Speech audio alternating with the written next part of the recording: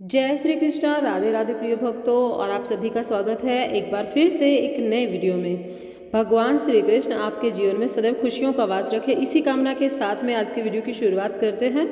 देखिए, सनातन धर्म में एकादशी तिथि के व्रत पूजन का सर्वाधिक महत्व बताया गया है। हिंदू पंचांग के अनुसार माघ महीने की शुक्ल पक्ष की जया एकादशी तिथि जो है ना, वह 19 फरवरी को सुबह 8:49 से शुरू होगी।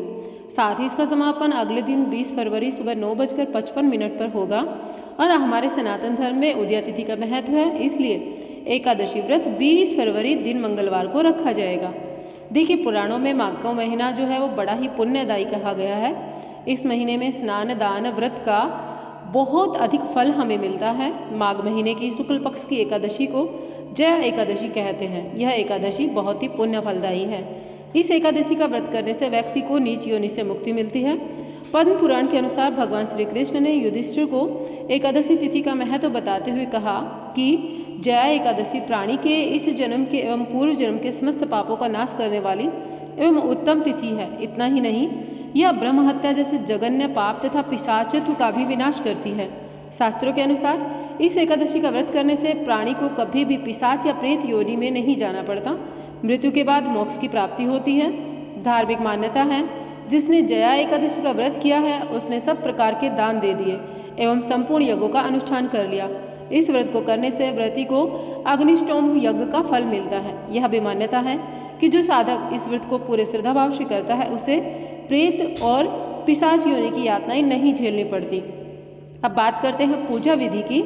तो एकादशी के दिन व्रती को प्रायः सूर्योदय से पूर्व उठकर स्नान करके व्रत का संकल्प लेना चाहिए। साधक को इस दिन सात्विक रहकर भगवान विष्णु की मूर्ति को शंख के जल से ओम नमो भगवते वासुदेवाय नमः इस मंत्र का उच्चारण करते हुए स्नान आदि कराकर वस्त्र, चंदन, जनेऊ, गंध, अक्षत, पुष्प, तिल, धूप, दीप, नैवेद्य, ऋतुफल, पान, नारियल आदि अर्पित करके कपूर से आरती उतारनी चाहिए। सात्विक भोजन करें एवं तामसिक पदार्थों से दूर रहे। एकादशी स्वयं विष्णु प्रिया है, इसलिए इस दिन जप तप पूजा पाठ करने से प्राणी जगत के पालनहार भगवान श्री हरि अर्थात भगवान विष्णु का सानिध्य प्राप्त करते हैं। व्रती के कुछ नियम होते हैं। व्रत से पूर्व यानी 10वीं तिथि के दिन से तामसिक भोजन का सेवन नहीं करना चाहिए। इस दिन तुलसी दल से श्री हरि का पूजन करें, लेकिन तुलसी दल एक दिन पूर्व तोड़कर रखें। व्रत के दिन भोजन में चावल का सेवन न करें। व्रत रखने वाले व्यक्ति को क्रोध में एक दूसरे की बुराई से बचना चाहिए। किसी के बारे में कुछ गलत बोलना सोचना नहीं चाहिए। व्रत रखने वाले को वाले दिन नाखून, बाल, दाढ़ी आदि नहीं काटने चाहिए एवं स्त्रियों को इस दिन बाल नहीं धोने चाहिए। तो प्रिय भक्तों, अब बात करते हैं जया एकादशी जो है इसकी व्रत कथा की।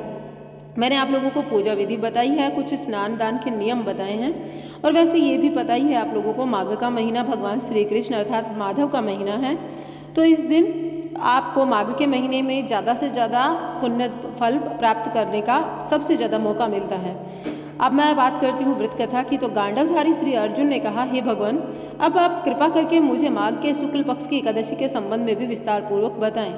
शुक्ल पक्ष की एकादशी में किस देवता का पूजन करना चाहिए तथा इस एकादशी के व्रत की कथा क्या है, उसके करने से किस फल की प्राप्ति होती है। तब भगवान श्री कृष्ण ने कहा, हे अर्जुन, माघ माह के शुक्ल पक्ष की एकादशी को जया एकादशी कहते हैं। इस एकादशी के उपवास से मनुष्य भूत प्रेत पिशाच आदि की योनि से छूटता है। अतः इस एकादशी के उपवास को विधि अनुसार करना चाहिए। अब मैं तुमसे जया एकादशी के व्रत की कथा कहता हूँ, ध्यानपूर्वक सुनो। एक बार देवताओं के राजा इंद्र नंदन वन में भ्रमण कर रहे थे। चारों तरफ किसी उत्सव सा माहौल था। गांधर्व गा रहे थे, गंधर्व कन्याएं नृत्य कर रही थी। वहीं पुष्पवती नामक गंधर्व कन्या ने माल्यवान नामक गंधर्व को देखा और उस पर आसक्त होकर अपने हाव भाव से उसे रिझाने का प्रयास करने लगी। माल्यवान भी उस गंधर्व कन्या पर आसक्त होकर अपने गायन का सुरताल भूल गया। इससे संगीत की लय टूट गई और संगीत का सारा आनंद बिगड़ गया। सभा में उपस्थित देवगणों को यह बहुत बुरा लगा। यह देखकर देवेंद्र भी रुष्ट हो गए। संगीत एक पवित्र साधना है, इस साधना को भ्रष्ट करना पाप है। अतः क्रोधवश इंद्र ने पुष्पवती व माल्यवान को शाप दिया और संगीत की साधना को अपवित्र करने वाले माल्यवान और पुष्पवती, तुमने देवी सरस्वती का घोर अपमान किया है, अतः तुम्हें मृत्युलोक में जाना होगा। गुरुजनों की सभा में असंयम एवं लज्जाजनक प्रदर्शन करके तुमने गुरुजनों का भी अपमान किया है, इसलिए इंद्रलोक में तुम्हारा रहना अब वर्जित है। अब तुम अधम पिशाच असंयमी सा जीवन बिताओगे। देवेंद्र का शाप सुनकर वे अत्यंत दुखी हुए और हिमालय पर्वत पर पिशाच योनि में दुखपूर्वक जीवन यापन करने लगे। उन्हें गंध रस स्पर्श आदि का तनिक भी बोध नहीं था, अतः उन्हें असहनीय दुख सहने पड़े। रात दिन में उन्हें एक क्षण के लिए भी नींद नहीं आती थी। उस स्थान का वातावरण अत्यंत शीतल था, जिसके कारण उनके रोए खड़े हो जाते थे, हाथ पैर सोने पड़ जाते थे, दांत बजने लगते थे। एक दिन उस पिशाच ने अपनी स्त्री से कहा, न मालूम हमने कितने जन्म में कितने पाप किए होंगे, जिसके कारण हमें इतनी दुखदायी व पिशाच योनि प्राप्त हुई। पिशाच योनि से नरक के दुख सहना कहीं ज़्यादा उत्तम है। इस प्रकार के अनेक वचनों को कहते हुए वह अपना दिन व्यतीत करने लगे। भगवान की कृपा से एक बार माघ मास के शुक्ल पक्ष की जया एकादशी के दिन इन दोनों ने कुछ भोजन नहीं किया, न ही कोई पाप कर्म किया। उस दिन मात्र फल फूल खाकर दिन व्यतीत किया। महान दुख के साथ पीपल के वृक्ष के नीचे विश्राम करने लगे। एक दिन सूर्य भगवान अस्ताचल को जा रहे थे। वह रात इन दोनों ने एक दूसरे से सटकर इतनी कठिनता से काटी। दूसरे दिन प्रातः होते ही प्रभु की कृपा से इनकी पिशाच योनि से मुक्ति हो गई और पुनः अपनी अत्यंत सुंदर अप्सरा और गंधर्व की देह धारण करके सुंदर वस्त्र व आभूषणों से अलंकृत होकर दोनों स्वर्गलोक को गए। उस समय आकाश में देवगण तथा गंधर्व इनकी स्तुति करने लगे। नागलोक में जाकर इन दोनों ने देवेंद्र को दंडवत किया।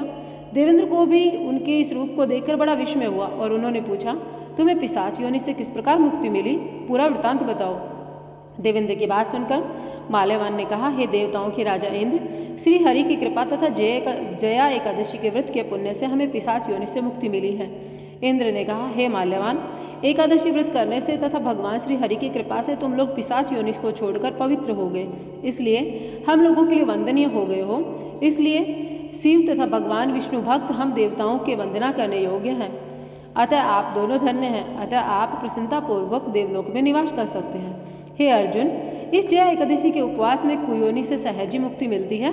जो मनुष्य इस एकादशी का व्रत कर लेता है, उसने मानो सभी तप यज्ञ ज्ञान दान कर लिए। जो मनुष्य श्रद्धापूर्वक जया एकादशी का व्रत करता है, वे अवश्य ही सहस्त्र वर्ष तक स्वर्गलोक में वास करते हैं।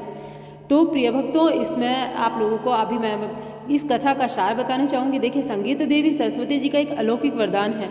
यह एक साधना है, एक विद्या है। इसमें पवित्रता अति आवश्यक है। फिर जिस सभा में अपने से बड़े गुरुजन आदि उपस्थित हों, वहाँ प्राणी को संयम एवं मर्यादा को बना के रखना चाहिए, ताकि गुरुजनों का अपमान न हो, उनका सम्मान बना रहे। गुरुजनों का अपमान करने वाला मनुष्य घोर नरक का भागी होता है, हमारे सनातन धर्म के अनुसार। तो प्रिय भक्तों, यहाँ पर जया एकादशी संबंधित जितनी भी जानकारी थी वो मैंने आप लोगों को जरूर बताई है। और अगर आप लोगों को थोड़ा सा भी वीडियो पसंद आया हो तो वीडियो को लाइक कीजिएगा और चैनल को सब्सक्राइब कीजिएगा। और अपने सनातन धर्म से जुड़ने के लिए और सनातन धर्म से जुड़ी हुई तमाम जानकारियों के लिए अपने चैनल को सब्सक्राइब करके अपने सगे संबंधियों में शेयर अवश्य कीजिएगा। और हाँ, भगवान श्री हरि के चरणों में एक वंदन अवश्य करिएगा। कमेंट बॉक्स में लिखिएगा, ओम नमो भगवते वासुदेवाय नमः। भगवान श्री हरि आप सभी का कल्याण करें, आपका जीवन मंगलमय हो। इसी कामना के साथ में आप लोगों से विदा लेना चाहूँगी। मिलूंगी एक नए वीडियो के साथ में। जय श्री कृष्णा, राधे राधे।